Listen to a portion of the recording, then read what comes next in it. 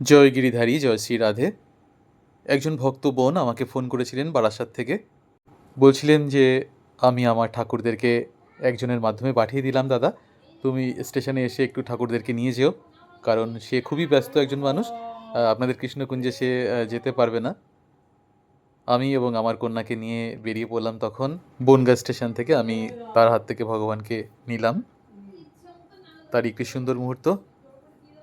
এখানে ছোট্ট একজন লাড্ডু গোপাল এসেছে অঙ্গরাগের জন্য। সামনে তার জন্মাষ্টমী আছে, সেই জন্য ভগবান কৃষ্ণকুঞ্জে এসেছেন।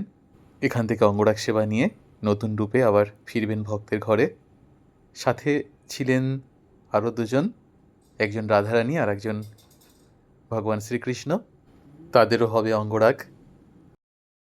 এখানে আমার কন্যা তো ভীষণ খুশি ভগবানকে এভাবে কাছে পেয়ে। এখানে ভক্ত বোন ভগবানের অঙ্গরাগের দক্ষিণা পাঠিয়ে দিয়েছেন। এবার ভগবানকে নিয়ে আমরা কৃষ্ণকুঞ্জের দিকে রওনা দিলাম। আমরা চলে এলাম কৃষ্ণকুঞ্জে। তারপর গিরিধারীর কাছে আমি ভগবানকে দিয়ে দিলাম যে দেখো, তোমার ডাকে আবার চলে এসেছে ভগবান, সমস্ত দায়িত্ব কিন্তু তোমার থাকলো, অঙ্গরাগ তুমি নিজেই করবে, আমি তো উপলক্ষ মাত্র। ভগবান সকলের মঙ্গল করুক। রাধে রাধে।